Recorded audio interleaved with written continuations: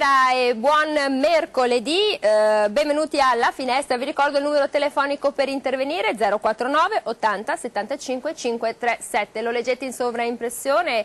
Un argomento molto discusso, molto dibattuto. Ci occupiamo delle coppie gay, analizziamo queste unioni civili e poi ci chiediamo, insomma, se ci siano queste adozioni, questi figli che possano quindi essere adottati dalle coppie anche dello stesso sesso. Il piacere di ospitare in studio con noi Alessio Morosini, Indipendenza Veneta. Benvenuto, avvocato. Buonasera. Oggi la faccio lavorare doppio, ma le do un unico stipendio, Modello Italia. Benvenuta Detta Andrella, Sat Pink Padova, benvenuta. Buonasera a tutti. Il piacere di ospitare in studio con noi Nicola Cavedini, cattolico tradizionalista, benvenuto. Buonasera. Il piacere di ospitare in studio Veronica Ceconato, segretaria del Partito Democratico della provincia di Vicenza, benvenuta. Buonasera. E il piacere davvero di riospitare dopo un po' di tempo che non veniva qui a Padova Leonardo Muraro, il presidente della provincia di Treviso. Siamo con la Lega Nord. Benvenuto. Buonasera. Buonasera Presidente.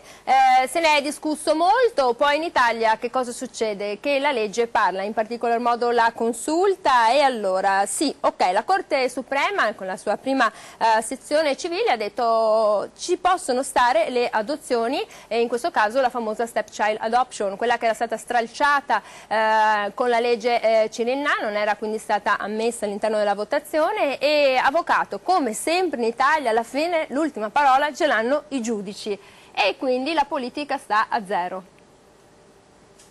Diciamo che questo accade perché c'è sostanzialmente un'abdicazione della politica, il suo ruolo di formulare le leggi, di adottare provvedimenti che regolano quelli che sono i rapporti tra i cittadini e quindi di fare quello che è il suo dovere. Questo purtroppo accade in tanti ambiti e io credo che non sia un fatto positivo. Il legislatore dovrebbe dare norme generali ed astratte che così si manifestano necessarie proprio per regolare quelle che sono istanze particolarmente sentite dai cittadini, prima che di fatto si creano situazioni che poi i giudici devono dipanare, trattare e decidere, a volte appunto in assenza di disciplina. Però le dirò subito, perché sia chiaro, che l'argomento di questa sera, che a me anche piace come operatore del diritto, diciamo così, piace poco dal punto di vista politico. Credo che siano molte più gravi, rilevanti emergenze di quella della stepchild adoption, che tra l'altro nel dibattito parlamentare l'abbiamo sentita pronunciare in molti modi e, come sappiamo, da un Parlamento non sempre all'altezza anche del linguaggio, oltre che delle scelte legali e legislative che devono essere adottate. Ci sono emergenze molto più gravi. Io mi adatto alla serie, al programma che lei stasera intende trattare e portare all'attenzione dei telespettatori. Lo so, però che ce l'ha nel cuore la Scozia, però non è che possiamo parlare di Scozia. Non solo la Scozia, no, non solo la Scozia, ci sono altre priorità. Possiamo bere un buon whisky, ma di Scozia anche stasera no, perché con tutto quello che succede nel mondo ormai gli italiani di Brexit ne hanno fin pieni qua, sono usciti. Ma in effetti io le avrei parlato di Venexit e non di Brexit. Bene, meno male. Comunque dove non interviene, insomma, la capacità politica, interviene sempre il legislatore. Certo. E questo è un problema tutto italiano, ma insomma se noi votiamo questi politici che con i loro grandi tecnici vanno ad elaborare queste leggi, e poi sulla questione delle pensioni, perché ce lo ricordiamo anche quello, sull'aumento, no? L'adeguamento, anche lì si è intervenuta la consulta Veronica Ceconato. È possibile che noi abbiamo dei politici che vanno a fare delle leggi e poi, come sempre, queste leggi vengono revisionate e riviste da insomma, i giudici? È possibile?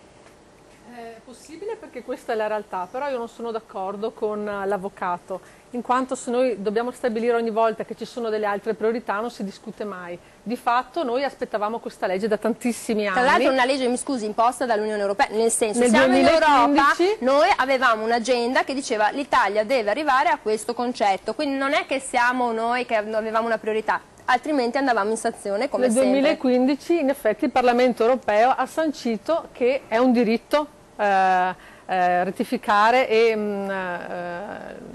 dare la possibilità alle coppie gay di potersi unire ed avere gli stessi diritti che hanno le coppie eterosessuali. Molto spesso però la realtà ci supera e quindi noi dobbiamo come politica saper dare delle risposte, e dopo io credo siano più di 20 anni che si stava aspettando questa legge. Non è una legge che è uscita proprio come l'avremmo voluta, perché lei ci avrebbe messo l'adozione, lei ci avrebbe messo tante cose, sì. Articolo 5, articolo 3, le avrebbe lasciati inseriti? Assolutamente sì, e speriamo, e anzi credo che il governo la ripresenterà ad ottobre in Parlamento, perché comunque è la realtà, come dicevo prima, che supera, perché di fatto i tribunali ad oggi, quando devono decidere se dare in adozione al compagno delle coppie, molto spesso si guarda ovviamente al bene del bambino, al benessere del bambino, e non è bene che questo venga strumentalizzato, perché poi alla fine sono i bambini che ci rimettono e non va bene. Quindi insomma la scelta della consulta è stata quella di tutelare il minore, quindi in questo caso l'interesse della persona che più è in difficoltà, quindi viene a meno per un lutto il compagno, la compagna in questa coppia, e quindi l'interesse del minore è predominante, prevale. Muraro, se lei fosse sindaco, ma tanto lei comunque rappresenta sempre questa carica istituzionale, lei sposerebbe queste coppie gay? Ma io ho fatto di matrimoni. Perché siamo in rodaggio dal 5 giugno, siamo in rodaggio dal 5 giugno. Mi sono stati chiesti da amici, per cui con autorizzazione del sindaco del comune ho avuto anche il piacere di svolgere i matrimoni. E devo dire che ho fatto sempre matrimoni tradizionalisti tra un uomo e una donna. È un tema che sicuramente sta affascinando un po' il contesto di un'area, io credo anche abbastanza definita nel nostro paese. E io condivido che questa attitudine, queste normative devono essere relazionate direttamente in maniera un po' più celere, perché sicuramente è un tema che da tanti anni sta soffrendo, come tanti altri temi stanno soffrendo nel nostro Paese, ma però credo che non abbia quelle priorità assolute che in questo momento ci sono. Noi sappiamo bene che negli ultimi 3 mesi siamo aumentati a 2.320 miliardi di debito pubblico, il debito pubblico continua ad aumentare e stiamo qui a parlare, a perdere tutta la primavera per queste problematiche. Ancora adesso siamo in presenza di non dico un blocco, ma un rallentamento giuridico, normativo, legislativo da parte del Parlamento su un tema importantissimo. Io condivido che è giusto che ci siano da parte di queste persone, che siano 2 uomini, che siano 2 donne, la possibilità di avere una certezza. Non mi ha risposto, li sposerebbe o no? Perché alcuni sindaci del io li sposerei sicuramente, sì, se loro contenti loro, contento anch'io. Nel mio ruolo istituzionale, se quello è il mio ruolo istituzionale, li sposerei senza nessun problema. Quindi questi problemi ci sono. Lei dice il Parlamento aveva tante cose da fare, si è perso su il debito pubblico sta andando avanti, abbiamo problemi legati al sistema della riforma Fornero, abbiamo problemi legati alla riorganizzazione non solo del lavoro ma dell'occupazione nel nostro Paese, e purtroppo stiamo sempre ricorrendo delle questioni, non dico di voli pindalici abbastanza forse superficiali, una parola molto molto forte, ma credo che non siano la priorità. Ma quando si parla dell'amore e del benessere delle persone non è una cosa superficiale, sì, un buon cittadino che in una condizione psicofisica e sentimentale ci sono migliaia di giovani che non hanno un posto di lavoro, sono costretti ad uscire dal nostro paese dopo che questo Stato ha investito miliardi di euro nella formazione scolastica di questi ragazzi, e adesso questo patrimonio che abbiamo prende la borsa e va ad portare le proprie conoscenze in giro per il mondo, non ritornando all'investimento che è stato fatto dal Paese. Credo che queste siano delle priorità che vanno analizzate da questo Paese, che hanno una corsia preferenziale, dovrebbero avere una corsia preferenziale, la corsia preferenziale di migliaia di persone che sono gli esodati, che sono il problema del pensionistico di questo Paese, ci sono le priorità di quello che siano maggiori. Io le rispondo come ha detto Renzi, da qualche parte bisogna pure iniziare, si fanno le cose. Basta che inizi, perché è tanti anni che deve iniziare, ma non ha ancora iniziato. Basta vedere la riforma istituzionale che sta portando avanti un grande buco sull'acqua in termini assoluti. Nicola Cavedini, queste coppie vogliono dei figli, anzi diciamocela tutta, ci sono ogni anno 100 bambini che nascono anche grazie all'utero in affitto, e comunque ci sono circa, si calcola almeno 1 migliaio di bambini che vivono in queste coppie di fatto in cui i genitori sono dello stesso sesso. Per voi è qualcosa di non comune, mi piace questo termine perché... disgraziati, poveretti. Come i poveri disgraziati? Che non hanno un padre o una madre naturali. Comunque volevo dire che Uno dei tanti motivi per uscire dall'Unione Europea è anche quello del fatto che lo Stato italiano ha voluto recepire questo indirizzo di applicare anche in Italia appunto le unioni civili, che poi alla fine vuol dire il matrimonio tra omosessuali. Uno dei tanti motivi per seguire l'esempio dell'Inghilterra è anche questo, che secondo me è qualcosa di abbastanza scandaloso. Ma perché lei dice che non sono padre o madre, quello che sono, conta è l'amore, no? No, quello che conta è anche bisogna rispettare la natura, perché la natura dice una cosa, che c'è un padre, no, la natura e volevo ricordare cose. che l'ipocampo porta il cavalluccio marino, porta il cucciolo dentro la sua pancia ed è il maschio. Così avviene anche in natura in tante cose. No, glielo ricordo. L'uomo è una cosa più e l'ipocampo l'ha creato Dio, secondo le teorie. L'uomo è una cosa più complessa e diversa, un'anima, un morale, un'intelligenza, quindi non è che si possa fare questi paragoni che mi sembrano un po' fuori luogo. Comunque diciamo che è evidente che oltre al degrado che l'attuale classe politica sta facendo dal punto di vista economico, appunto il debito pubblico, c'è anche un degrado morale che va sottolineato. Questa è una linea ben precisa, dove non arriva la politica partitica, intervengono i giudici che fanno politica alla fine, perché poi alla fine... Ma lei cosa ci vede di male se due persone sono sposate e vogliono adottare un figlio, oppure vogliono adottare il figlio che hanno avuto da una precedente relazione? Due qual è il problema? persone sposate, uomo e Dello donna, stesso possono sesso. anche adottare, la cosa è perfettamente lecita, ma due persone dello stesso sesso secondo me si va Ma appunto secondo lei chi la stabilisce questa cosa? Cioè cos'è contro natura secondo la lei? natura stessa delle cose, cioè non è una questione neanche religiosa, è una questione di morale naturale, di etica naturale. Non bisogna qui invocare chissà quali teologi o basta la morale naturale. Qualsiasi persona di buon senso. Il Papa ha detto che sono io per giudicare un gay, cioè lui ha fatto comunque delle aperture, no, negli ultimi tempi. So che voi non riconoscete neanche l'attuale pontefice, delle volte anche il suo collega è abbastanza dubbioso sulla sua figura. San Paolo è abbastanza chiaro, poi si vuole contestare anche San Paolo, non lo so, dice che in paradiso di sicuro i sodomiti o i pederasti non ci entreranno, per cui è la morale naturale, non c'è bisogno, ripeto, di agganciarsi a chissà quale teologia. Qualsiasi persona di buon senso sa che la famiglia è fondata sul matrimonio tra uomo e donna, punto, cioè non è che ci voglia qui chissà quale una laurea o... E questi bambini che sono nati?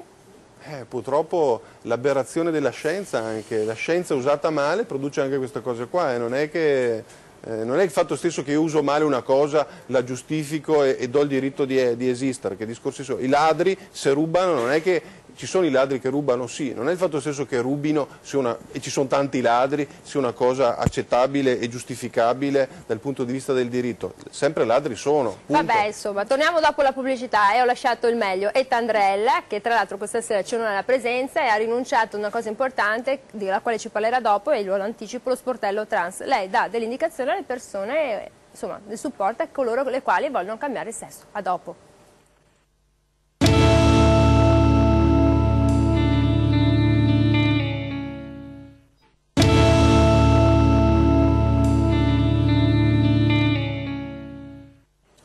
Eccoci qui nuovamente in diretta 049 80 75 537. Allora diteci la vostra, questa era una priorità secondo voi, quindi quella di andare a realizzare le unioni civili, questa legge è una priorità occuparsi dell'adozione dei figli oppure no?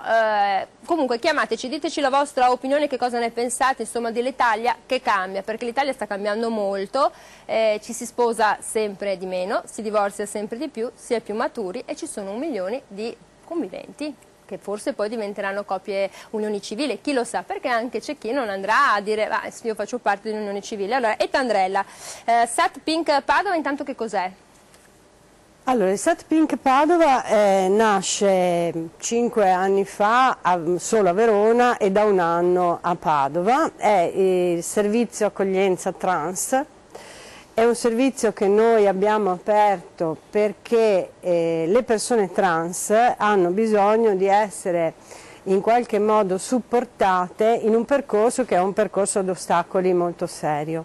Nonostante l'Italia abbia una legge che nel momento in cui è stata emanata, era 1982, era una legge avanzatissima e consente questa cosa che molte persone reputano strana, ma non è così, consente alle persone che nascono, che si sentono di essere nate nel genere sbagliato, di cambiare il loro genere di appartenenza.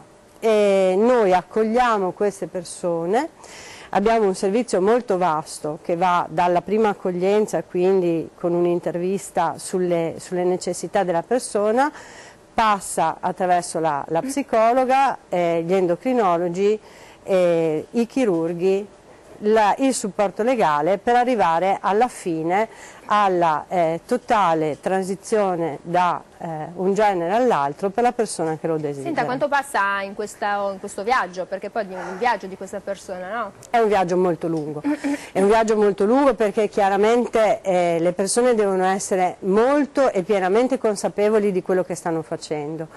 Quindi si inizia con un percorso psicologico che dura almeno 6 mesi e alla fine di questo percorso le persone hanno a disposizione una perizia psicologica che consente loro di accedere ai servizi dell'endocrinologo.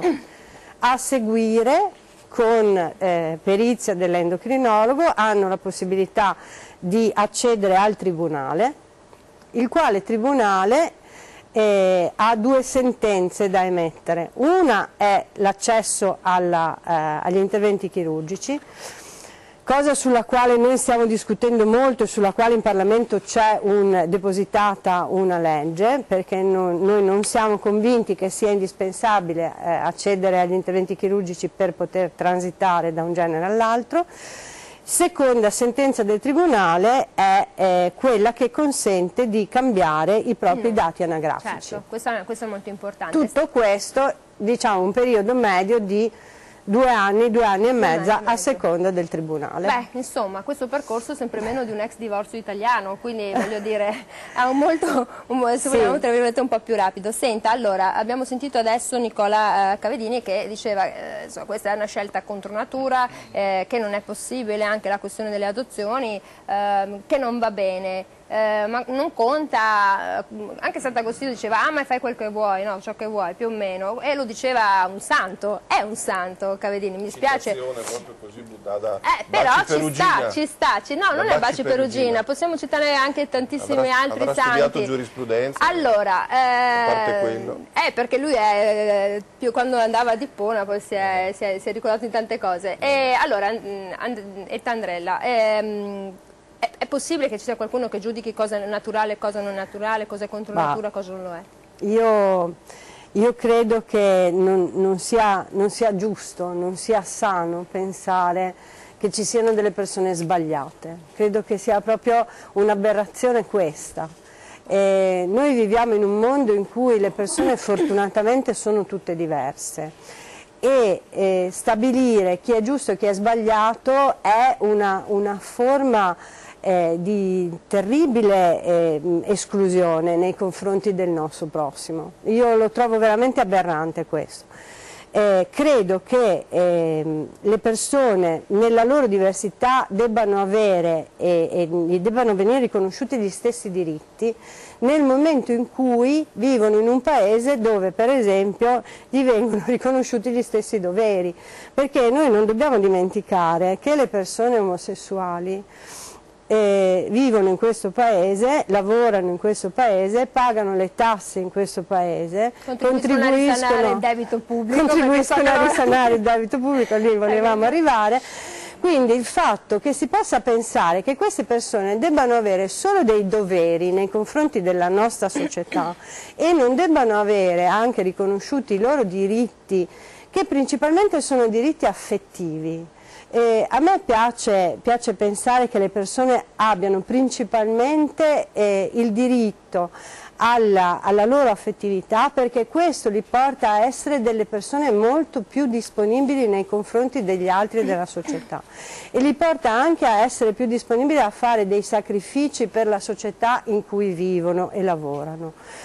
Questo è un tema che mi sembra talmente ovvio che onestamente forse mi sono anche un po' stufata di parlarne, nel senso che non ci sono diritti o problemi che vengono prima del diritto ad essere felici e a vivere in un ambiente sano e in un ambiente dove tu vieni riconosciuto come cittadino.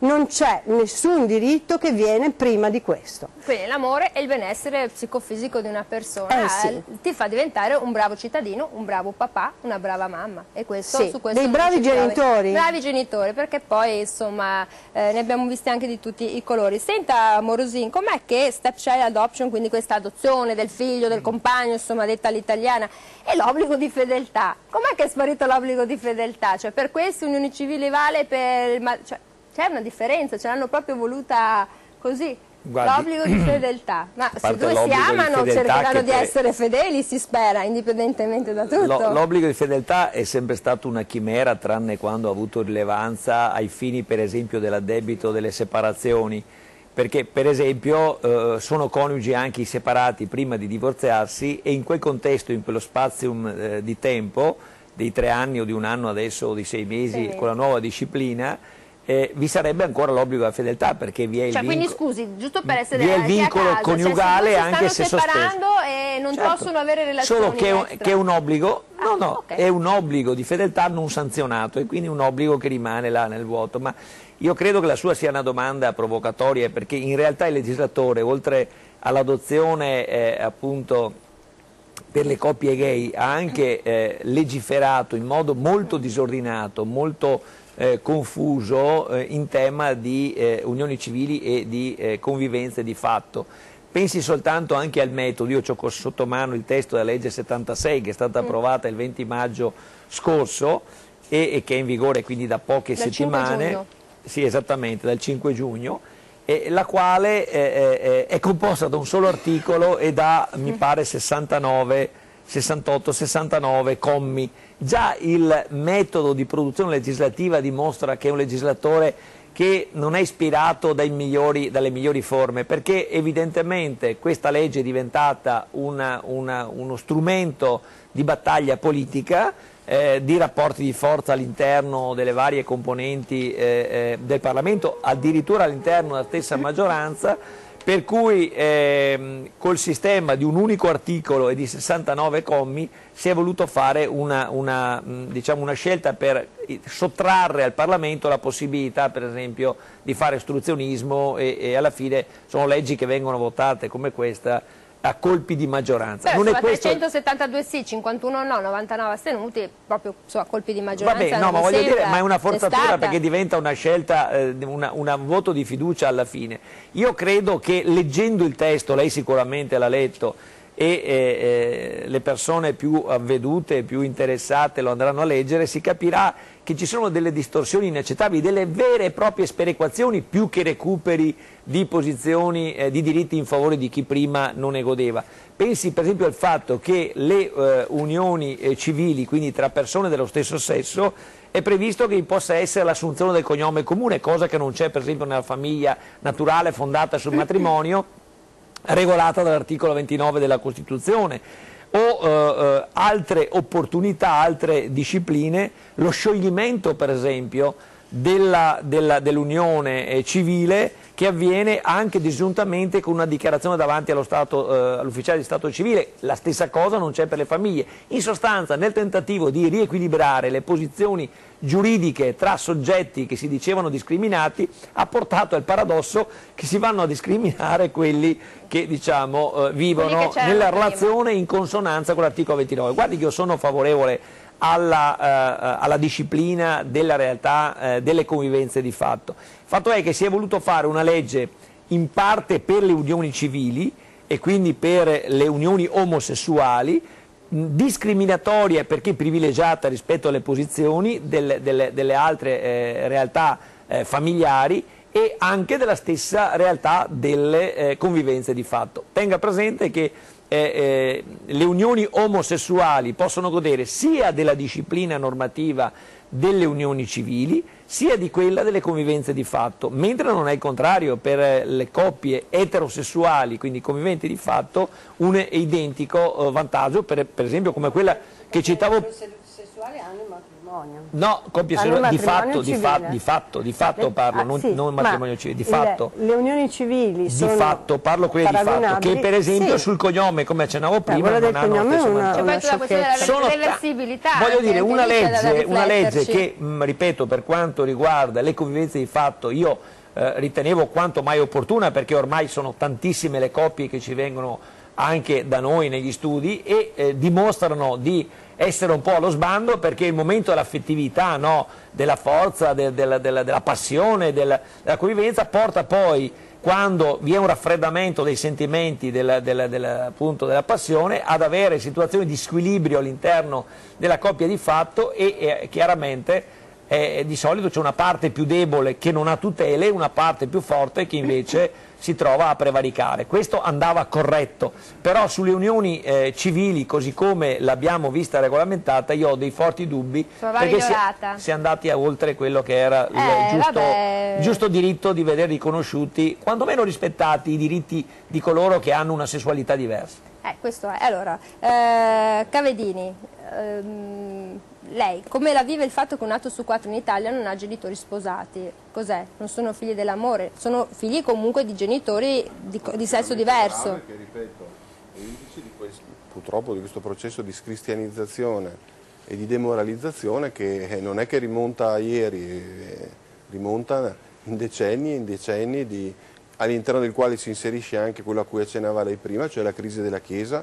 Molto spesso i preti non ricordano più, non dicono più quella che è la verità cattolica, e tocca a noi laici, questi mostri tradizionalisti che devono ricordare quello che fino a 50-60 anni fa era un dato scontato, assodato e banale, il buon senso, perché ripeto, qui parliamo semplicemente di buon senso, che il matrimonio è il fondamento tra uomo e donna, il fondamento della società, che un bambino, un minore deve vivere all'interno di questo contesto, che non esiste nessun diritto all'affettività, che questa è un'invenzione così, vabbè, è una bella battuta. Non esiste il diritto all'affettività.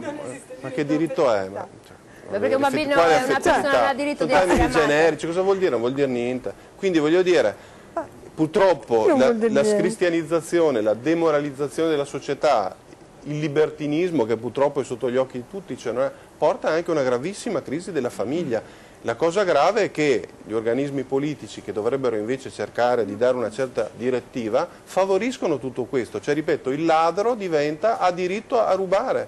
Se questa è la società che vogliamo costruire, va benissimo così. Il ladro ruba e quindi bisogna, diciamo così, sancire il fatto della libertà di rubare. Va benissimo, insomma. È la libertà sperdizionis di quel famoso Sant'Agostino che citava lei. La libertà di perdersi, la libertà sperdizionis. Perché la libertà è uno strumento, non è un fine. La libertà va usata in maniera corretta, voglio dire. Purtroppo questa è la società in cui noi viviamo, e noi diciamo da cattolici, almeno a me non piace, cioè questo è evidente. Cioè non è che ci sono... Nella strada e nella vita si trova sempre qualcuno che si dichiara sempre più puro dei puri. Bisogna fare le strade con le buche, è vero, vanno tappate le buche. Cioè qua... Ma non è la stessa cosa, come lei diceva prima. No, qua parliamo di persone. Questo egelismo, questa brodaglia hegeliana, la realtà è...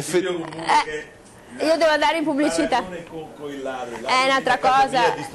E mi disturba. E sostanzialmente, se posso, magari gli tiro anche una cannonata.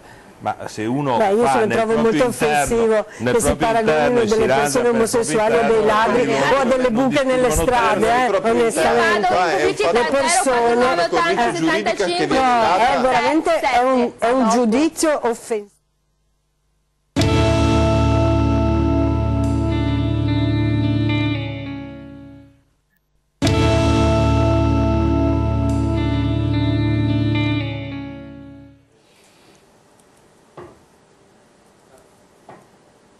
Eccoci qui nuovamente in diretta 049 80 75 537, se volete chiamare diteci la vostra, che cosa ne pensate, è giusto che ci siano queste adozioni indipendentemente dal sesso di appartenenza di queste coppie.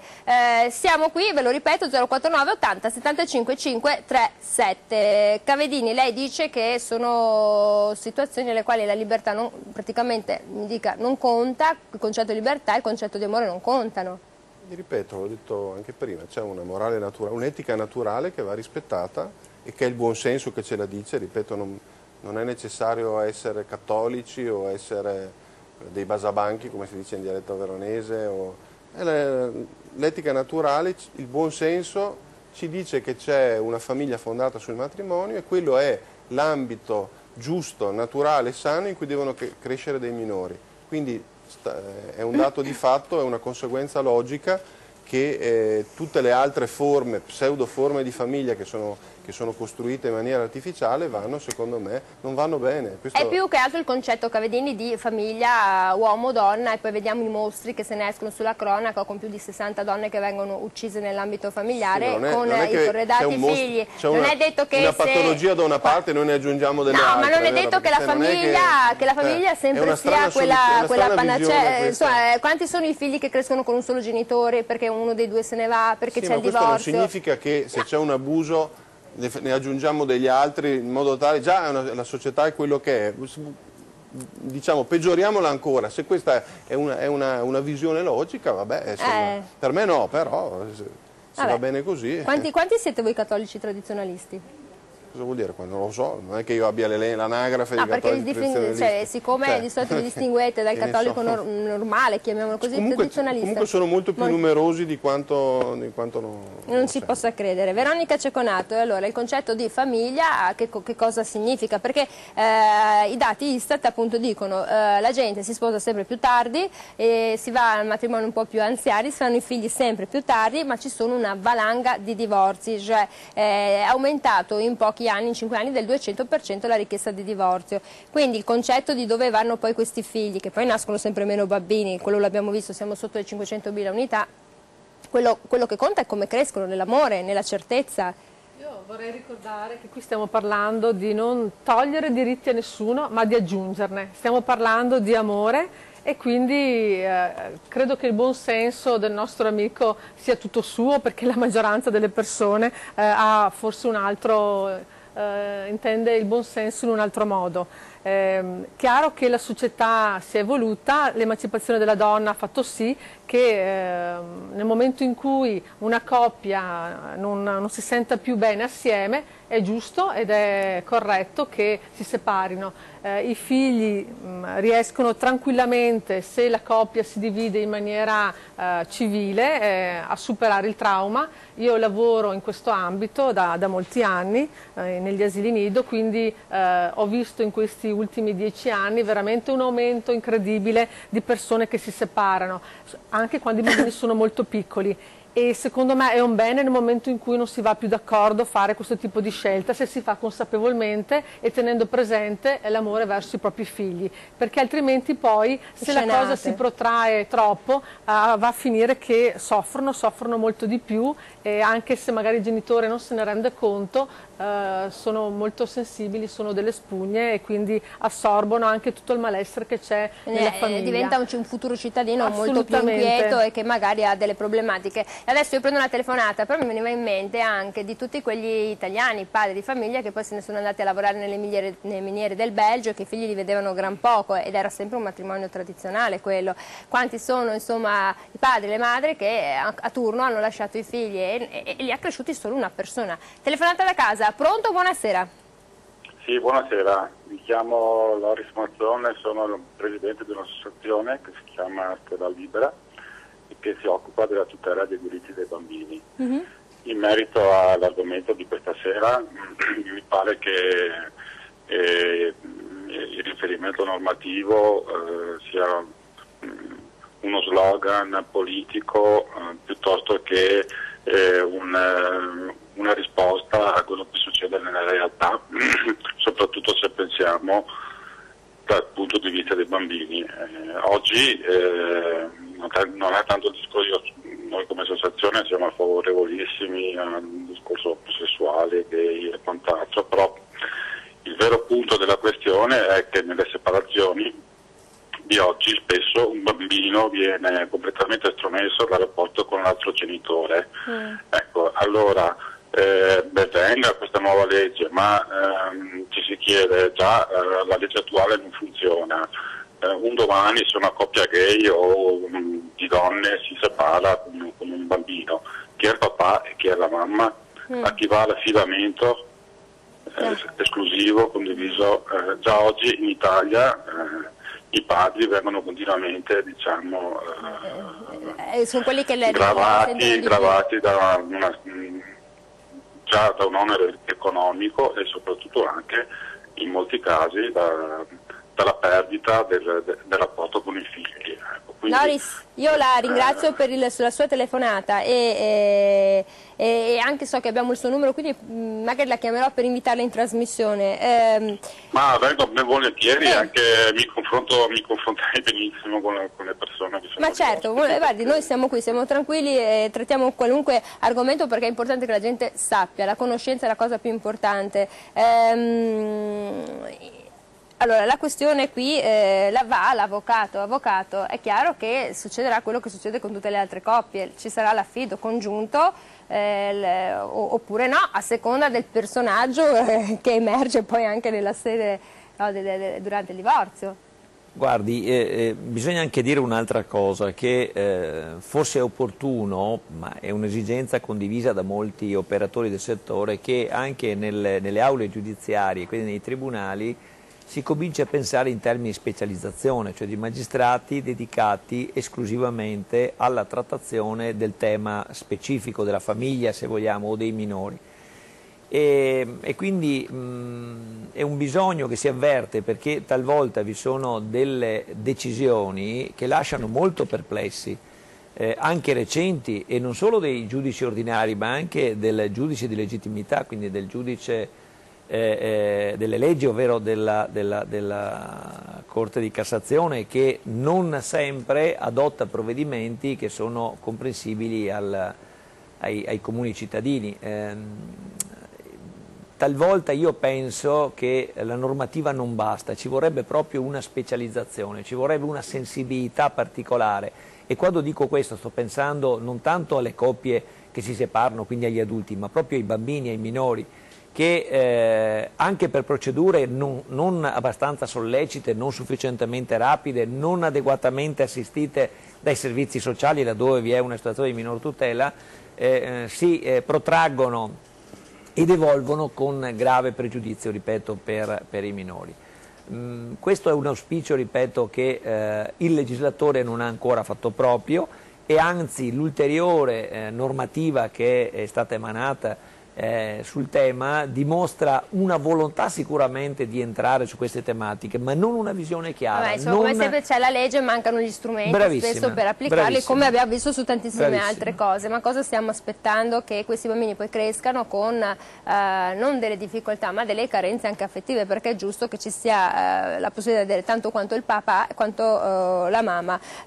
Muraro, questione molto importante che si è sollevata poi subito dopo con la legge, la questione dell'utero in affitto, perché abbiamo visto il caso di Nichi Vendola e qua ognuno ha espresso la propria posizione più compatta, e poi soprattutto il gruppo delle donne, indipendentemente dalla corrente politica, nel condannare questa pratica. Però insomma ogni anno nascono tantissimi bambini con questa, negli Stati Uniti 2000 bambini all'anno, e pensate che il 10% di questi bambini comunque tecnicamente se ne va in Italia, diciamola così.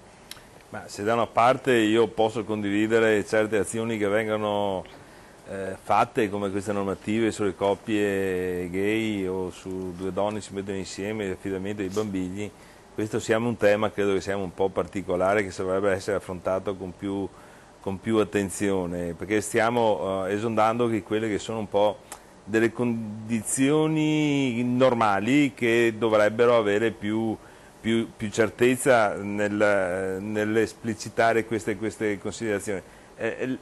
Io credo che nella globalità, anche all'interno della medicina e della ricerca, ci sono i grandi professori che con le tecnologie e con i metodi del giorno d'oggi riescono a creare delle condizioni di clonaggio di persone o di cellule o della medicina che qualche anno fa non esistevano.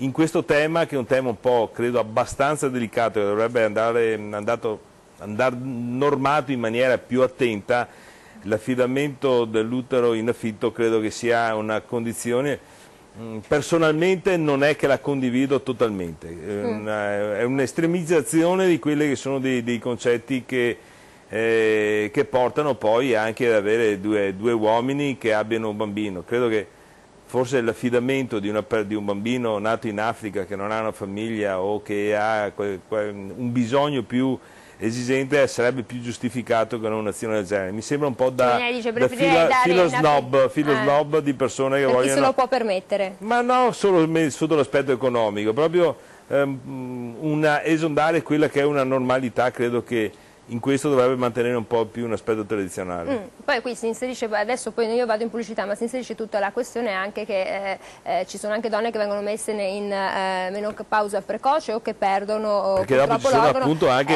delle violenze, degli aspetti di violenza.